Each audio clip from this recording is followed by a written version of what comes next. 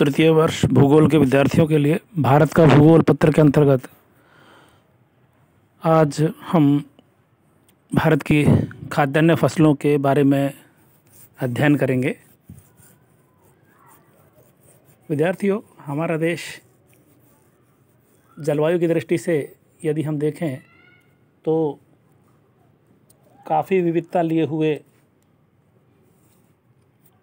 है और इसी के अनुरूप यहाँ पर बहुत सारी फसलों के उत्पादन किए जाने की संभावना रहती है और ऐसा होता भी है कि बहुत सारी भांति भांति की फसलें हमारे देश में पैदा की जाती हैं।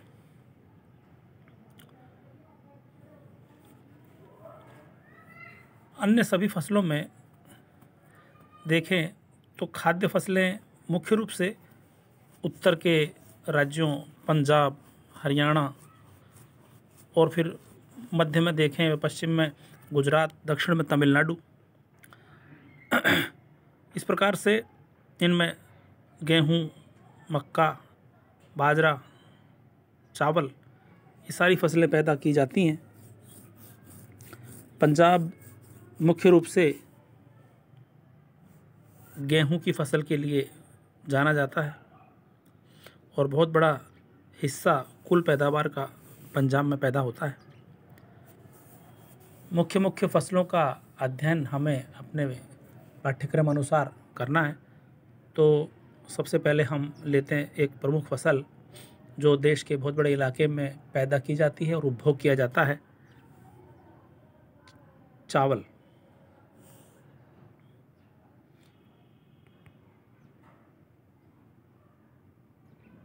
चावल की फसल बहुत बड़े क्षेत्र में इसलिए कहा जा रहा है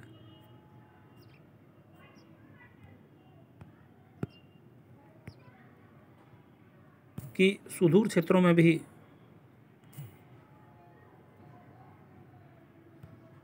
इस फसल की पैदावार आसानी से देखी जा सकती है।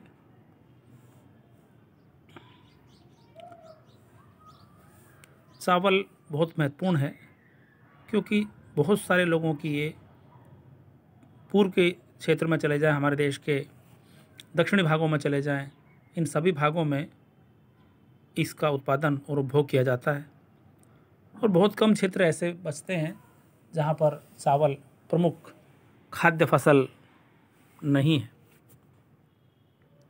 तो सबसे ज़्यादा क्षेत्रफल को घेरे हुए ये फसल हमारे देश में है। अब इसके उत्पादन की स्थितियों के बारे में हम जानेंगे। किन स्थितियों में ये अच्छी तरह से पैदावार इसकी ली जा सकती है, आवश्यक दशाएं क्या क्या हैं। तो चावल उष्णकटिबंध की एक फसल है। इसे उच्च तापमान चाहिए और आर्द्रता की आवश्यकता इसको होती है। हालांकि पंजाब और कश्मीर में भी चावल की फसल पैदा की जाती है। इसकी 3000 से ज़्यादा वैरायटियां हैं। इतनी प्रकार की चावल की फसलें हमारे देश में पैदा की जाती हैं। लेकिन ज़्यादातर जो फसल है वो औसत मासिक तापमान 24 डिग्री सेल्सियस वाला हो, औसत वार्षिक वर्षा 150 सेंटीमीटर हो और चूँकि ये मुख्य रूप से सिंचाई के द्वारा पैदा की जाने वाली फसल है, सिंचाई के बिना ये पैदा नहीं हो सकती, तो यहाँ 100 सेंटीमीटर से कम अगर वर्षा है तो आपको एश्योर्ड इरिगेशन यानी कि सुनिश्चित करना होगा कि वहाँ पर हम सिंचाई भी करें। 40% जो इसी फसल है वो सिंचाई के माध्यम से ही हमारे देश में पैदा की जा रही है।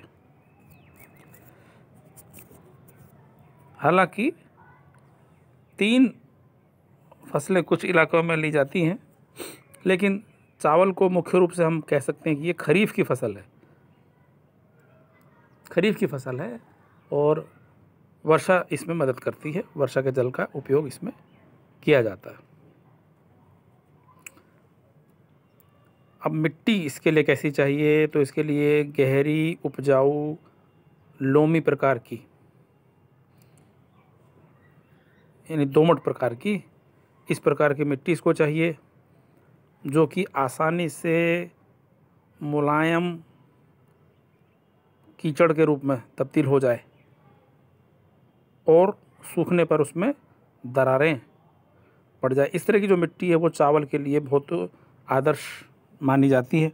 तो हमारे देश के जो डेल्टाई क्षेत्र हैं, एस्चुरी वाले जो क्षेत्र हैं, बाढ़ के मैदान जहाँ पर हैं, घाटियाँ जहाँ पर हैं, नदियों की तटीय मैदान हैं, वहाँ पर इस प्रकार की मिट्टी मिलती है। तो इन इलाकों में सभी में चावल की पैदावार ली जाती है।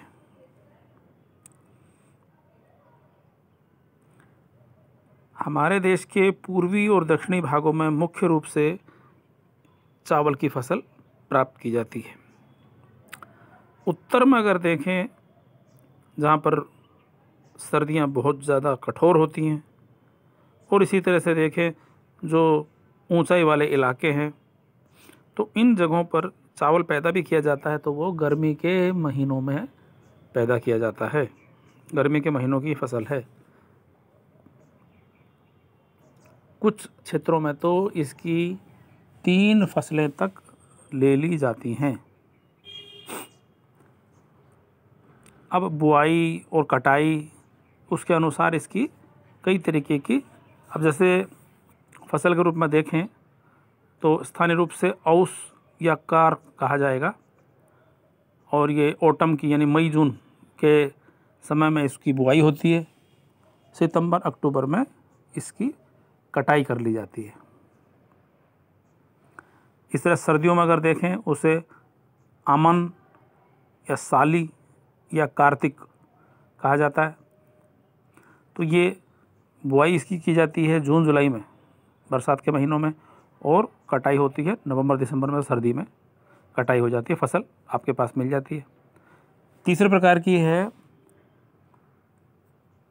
गर्मियों में होने वाली, इसे बोरो या डलुआ कहते हैं। तो ये नवंबर दिसंबर में तो इसको बोया जाता है और मार्च अप्रैल में कटाई हो जाती है। अब बुआई के लिए, तो बुआई के लिए 3 जो समय, इसके जो आदर्श समय हैं वे समय तो इसमें देख लिए गए हैं।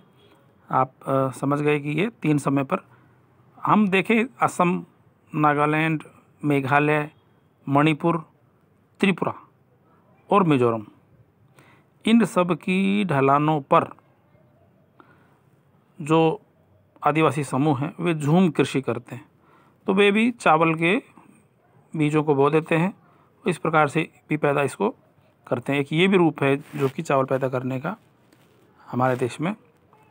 अब पैदावार की जहाँ तक बात है तो गेहूं से अलग है ये फसल, अलग प्रकार की, इसलिए कि इसमें पुरानी तरह की वैरायटीज़ जो नस्लें हैं इसकी उसको भी यूज़ करते हैं, वो जो नई हैं उच्च क्षमता वाली उनको भी, जैसे IR 8, जया, पद्मा, विजया, रत्ना, कृष्णा, हंसा, अन्नपूर्णा, करुणा और कांची। तो ये कुछ चावल की लोकप्रिय वैरायटीज़ हैं जो हमारे यहाँ पर उगाई जाती हैं। अब औसत रूप में जो देखें देश में औसत क्या है इसकी पैदावार का, तो वो कम है, यानी दूसरे देशों से और इलाकों से हम कंपेयर करें तो हमारे देश में औसत पैदावार काफ़ी कम मानी जाएगी, क्योंकि ये करीब 2000 किलोग्राम यानी कि 20 क्विंटल प्रति हेक्टेयर सिर्फ, तो बहुत कम है। ये दूसरे देशों में इससे कहीं ज़्यादा है।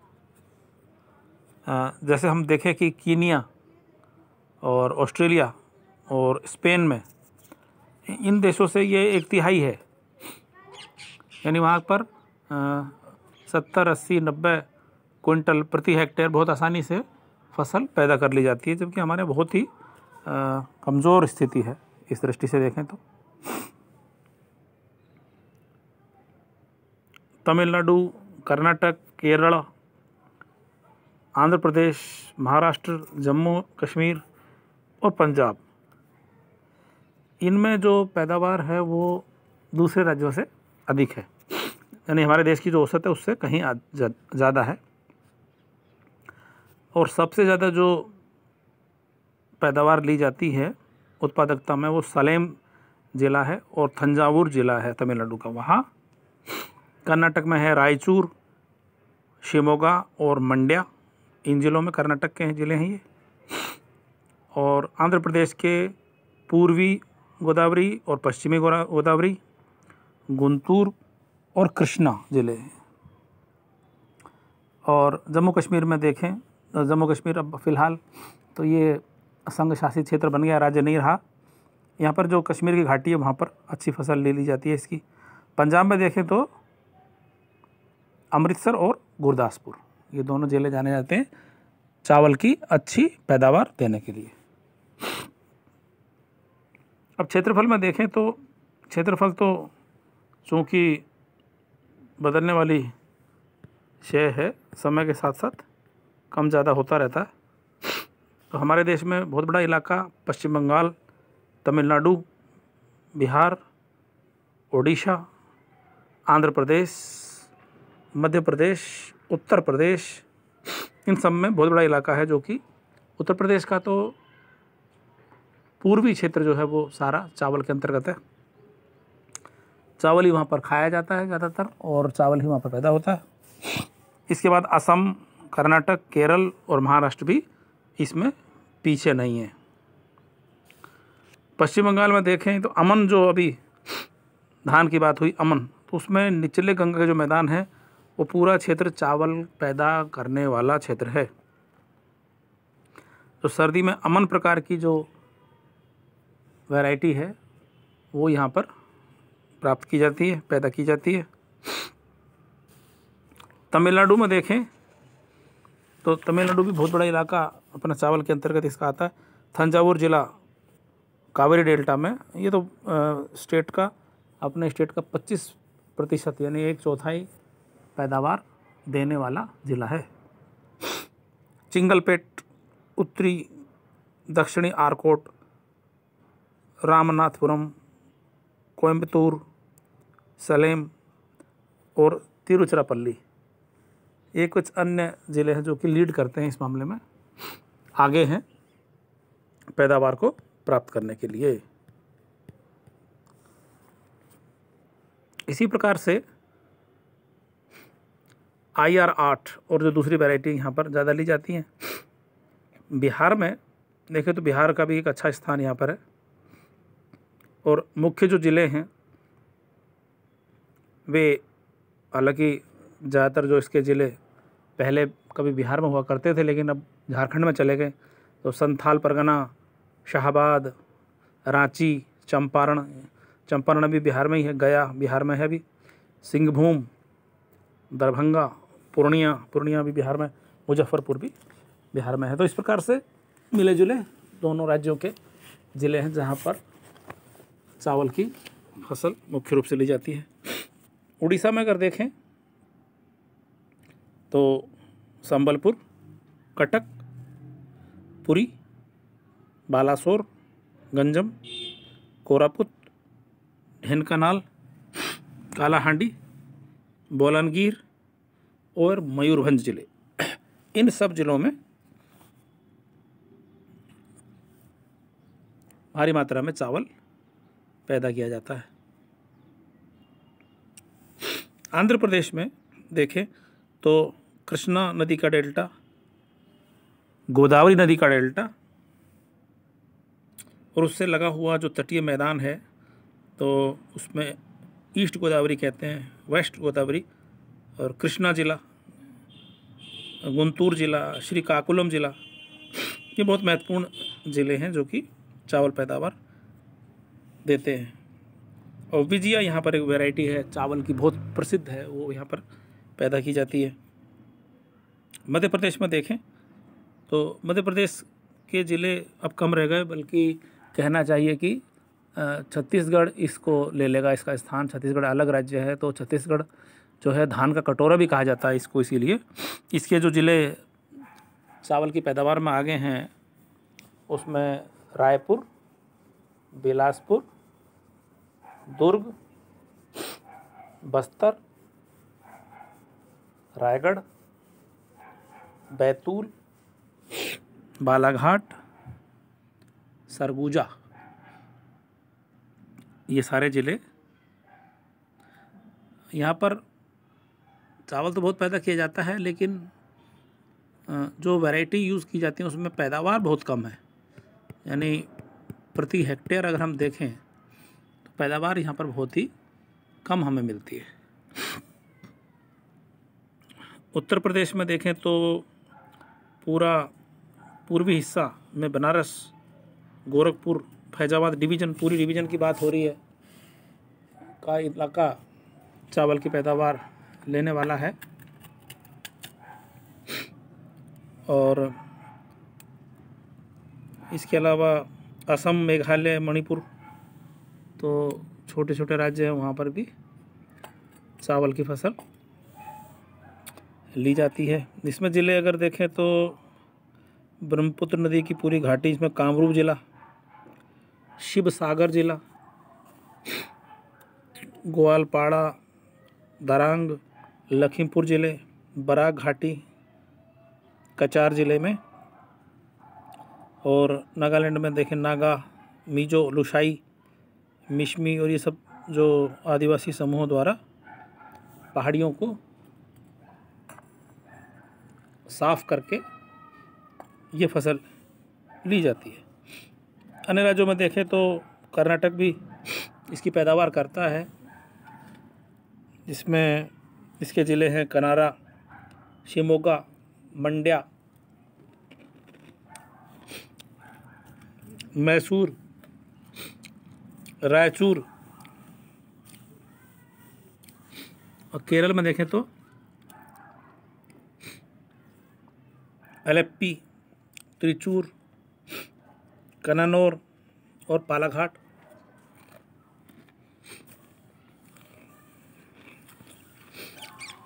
महाराष्ट्र में ठाणे, कोलाबा, रत्नागिरी, कोल्हापुर,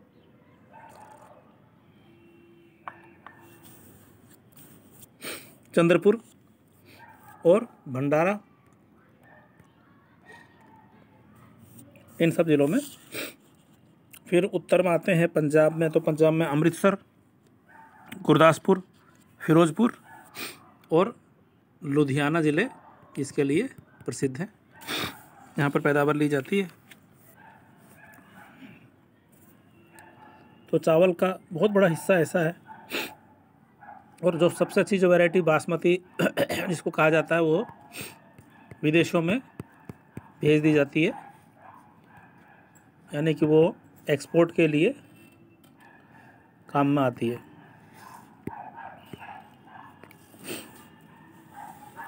तो चावल के बारे में, चावल के उत्पादन को अगर देखें तो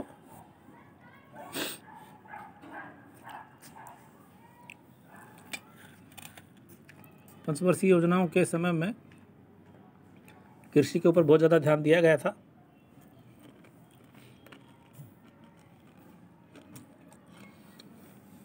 उसी का नतीजा हुआ कि सभी खाद्य फसलों की क्षेत्रफल में बहुत वृद्धि हुई है।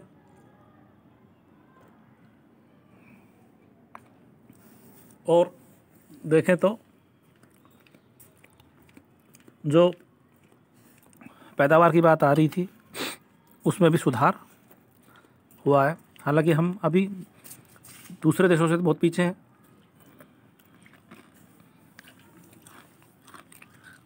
लेकिन फिर भी पहले से स्थितियां काफ़ी सुधरी हैं। नई वैरायटियां विकसित की गई हैं, उनका लाभ लिया जा रहा है किसानों के द्वारा।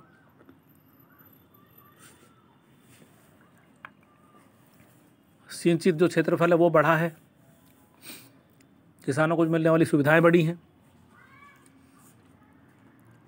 फर्टिलाइज़र का उत्पादन और दूसरी चीज़ें भी अब मैसर हैं अच्छी तरह से। इस प्रकार से चावल की फसल का खाद्य फसल में आती है, इसका आज हमने अध्ययन किया है। अगली कक्षाओं में हम दूसरी फसलों के बारे में जानेंगे।